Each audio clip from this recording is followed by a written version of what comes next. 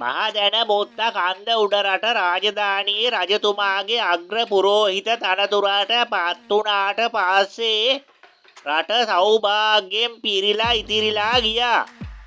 ඒක ඉතින් කාගේ වාසනාවට සිද්ධ වුණාද කියන්න බෑ.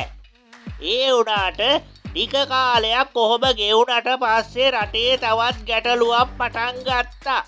බලනවකෝ ඉතින් මං කියන්නේ බොරුද කියලා.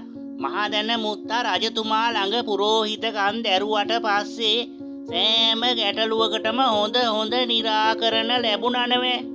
ඔව් ඒක නම් මාත් පිළිගන්නවා. මහදැන මුත්තා නිසා ගොඩාක් ගැටලු වලට විසඳුම් ලැබුණා නෙවෙයි. කොහෙන්ද මෙච්චර කුඹුරට මැස්සෝ බෝවුනේ? මේකට කරන්න තියෙන්නේ කොහොමද? එළුයි සබනුයි දුම්බල නැටි ඔක්කොම සාම්බලා ඊනවා මැස්සන්ට පැත්ත බලාද ඉන්න බැරි වෙන්න. ඉරිනවා මෙදා පාර දුම්බල දිය කරපු අතුර. ඒකටවත් අයින් වෙයිද බලමුකෝ මේ මැස්සෝ රෑන.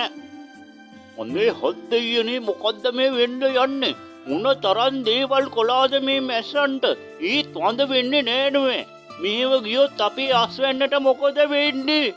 මෙහෙම ගියොත් නම් ඉතින් මට තව දුරටත් මේ ව්‍යාපාරේ කරන්න හම්බ වෙන්නේ නෑ.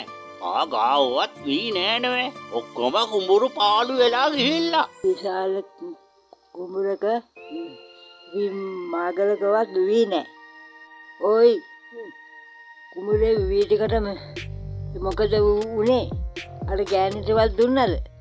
අදේ බැඩිකේ මොකද කරන්නේ? වලාකුළ වගේ බැස්සෝ අපේ කුඹුර ඉවරයි ගන්නද යන්නේ දැන් ඉතින්.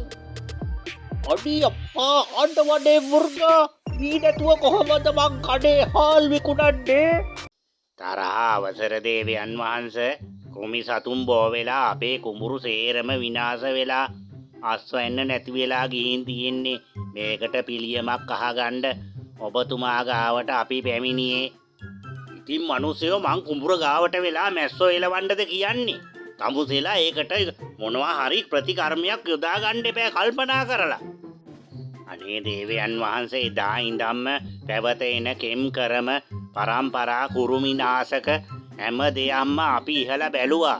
ඒ වුණාට මේ මැස්සෝ කන්දරව නම් වඳ වෙන්නෙම නෑ. මං ඕකට හොඳ පිළියමක් කියන්නම් දේවයන් වහන්සේ. රට පුරාම ඉන්න මැඩියෝ ටික අපි ගෙනල්ලා කුඹුරු වලට හලමු. එතකොට උන්ගේ ප්‍රධානම ආහාරය තමයි ඔය මැස්සෝ කුරුමියෝ. ඔවුන් කාලා තමයි මේ ගෙම්බෝ ජීවත් වෙන්නේ. අනේ උන්න එහෙ තමුසෙට පින් සිද්ධ වෙයි. මට ඔය ගෙම්බෝ වට්ටි දෙකම දෙනවා. මං තමුසෙට සිලින් දෙකක් ගෙවන්නම්.